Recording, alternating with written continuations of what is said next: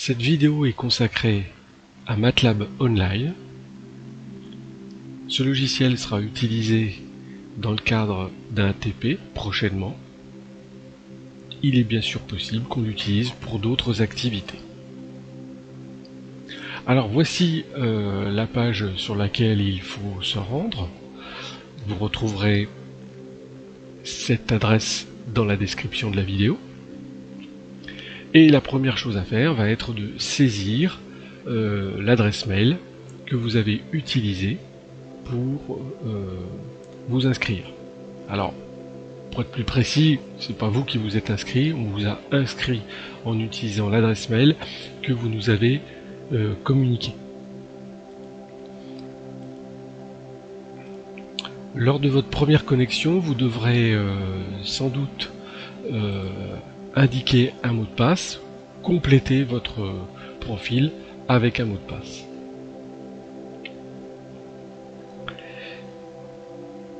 Bien évidemment, MATLAB Online dépend grandement des caractéristiques de votre connexion Internet.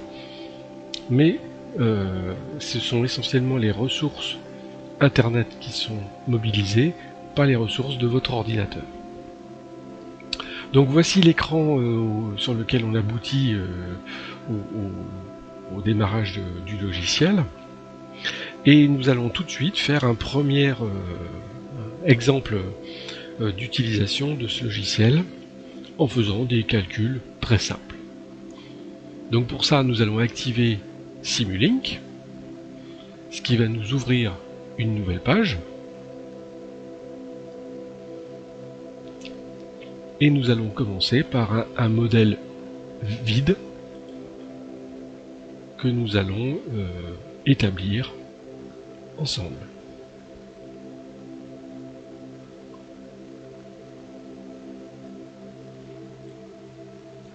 Alors j'organise un petit peu l'écran. Donc voici l'écran Simulink. On va demander l'affichage de la bibliothèque.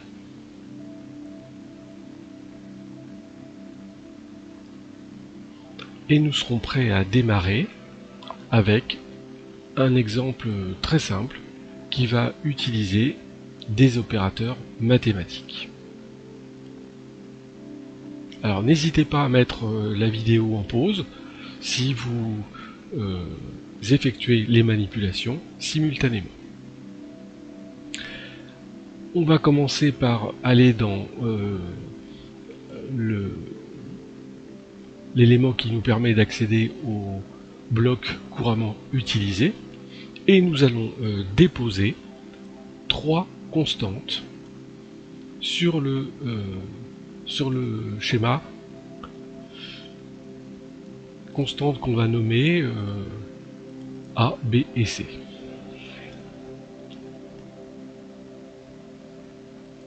Alors attention, on est avec un clavier QWERTY, ce qui n'est pas le plus pratique pour nous. Il va falloir un petit peu d'habitude pour retrouver les lettres du clavier AZERTY.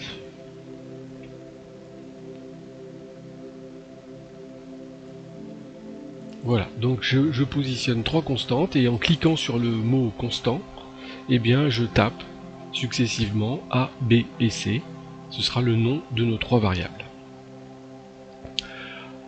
On va changer tout de suite la valeur de ces variables.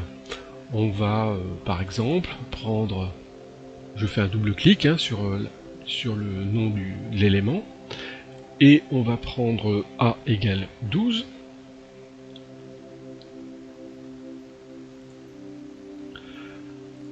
B égale 5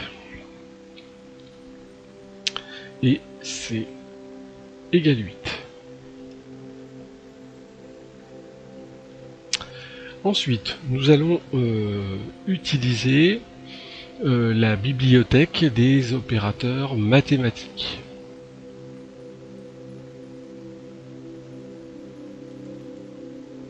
Et dans cette bibliothèque, nous allons choisir un certain nombre de fonctions très simples. on va prendre un bloc additionneur et un bloc produit.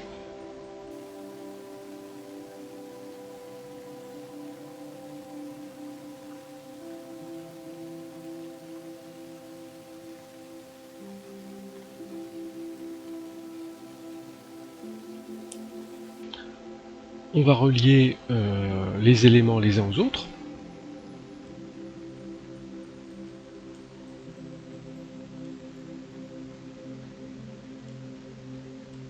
De cette façon.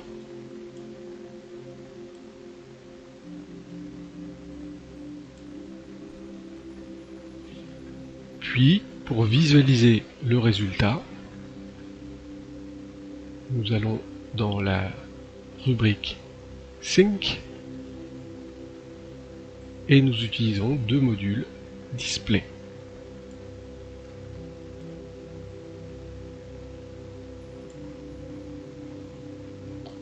Également relié au reste du montage. Voilà, c'est terminé. On peut maintenant simuler et obtenir un résultat.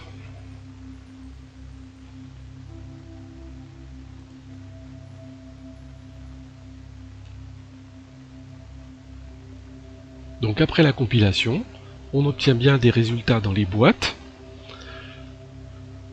En haut, A fois B, on obtient bien 60, 12 fois 5. Et dans le bloc inférieur, 5 plus 8, 13.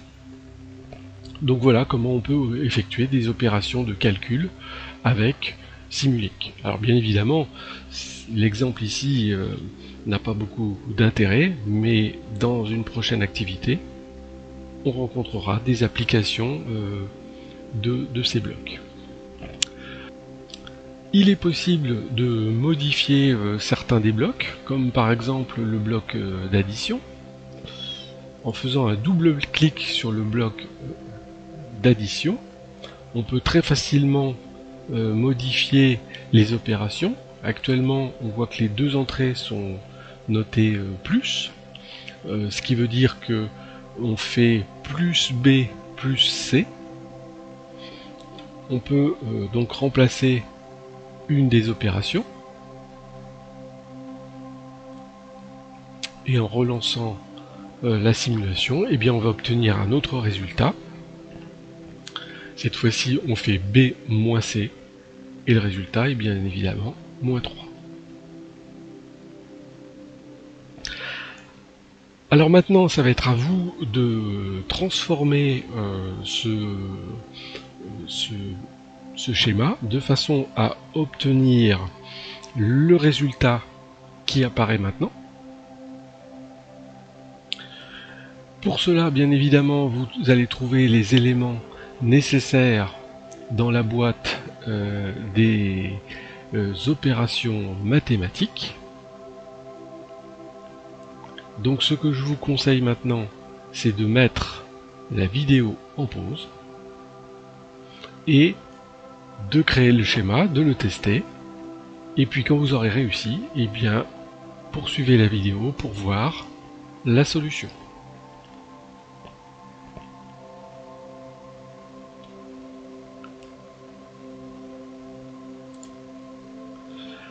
Alors voici le résultat que l'on obtient. Donc on utilise un bloc racine carrée pour obtenir la racine carrée de A. Et puis les autres blocs, on les avait déjà utilisés. Donc ça ne présente pas vraiment de difficulté. Alors on va voir maintenant un deuxième exercice dans lequel on va utiliser un fichier préétabli. On va maintenant fermer les deux pages de Simulink pour revenir à l'écran principal, et on va cette fois-ci utiliser un fichier existant. Alors pour ça, la méthode est très simple. Il suffit d'appuyer sur le bouton Upload et on va aller chercher un fichier tout prêt Alors ce fichier, vous l'aurez précédemment téléchargé en utilisant le lien qui est dans la description. Ceci vous permettra de récupérer le fichier groupe R.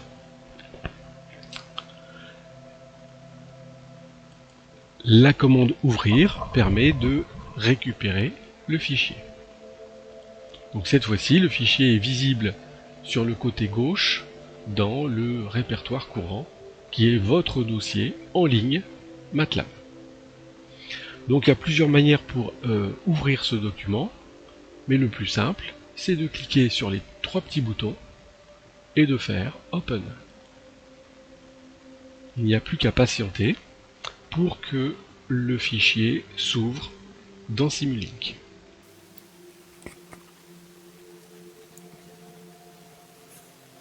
Simulink est maintenant ouvert.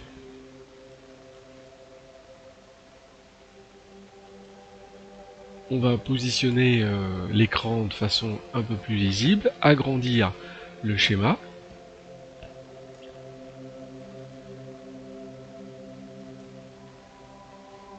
Donc ce montage est constitué d'une simple source de tension et de 3 résistances associées les unes aux autres. Le fichier a été paramétré pour pouvoir effectuer des mesures sans ajouter d'appareil de mesure. Donc maintenant, pour voir les différentes intensités et les différentes tensions, il n'y a plus qu'à effectuer la simulation.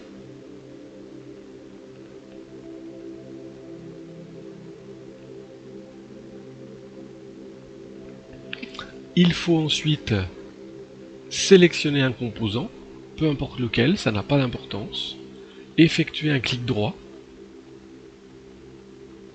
choisir Simscape, View Simulation Data et cliquer sur le lien correspondant. Une nouvelle fenêtre va s'ouvrir et cette fenêtre va nous permettre d'accéder aux différents courants et tensions de tous les composants du montage. Alors si on commence par la source, eh bien voici les informations concernant cette source. Donc on a ici la tension de la source. La source délivre bien 10 volts. On a ici l'intensité. Alors attention, l'intensité a une valeur négative. C'est en raison des conventions de MATLAB. Dans nos conventions habituelles, on dirait que le courant vaut 0,77 A plus 0,77 A, mais le logiciel affiche une valeur négative. Attention à bien utiliser les bons repères. Si maintenant on s'intéresse aux différentes résistances, eh bien pour chacune de ces résistances, on va pouvoir lire la valeur de l'intensité et la valeur de la tension à ces bornes. Donc ici, si je prends la première des résistances du circuit, eh bien ici je peux lire la valeur de l'intensité, 0,77 A, la valeur de la tension, 9,31 volts. Et ainsi de suite pour tous les autres composants. Voici qui conclut cette vidéo. Et bien évidemment, nous aurons l'occasion de réutiliser MATLAB Online très prochainement.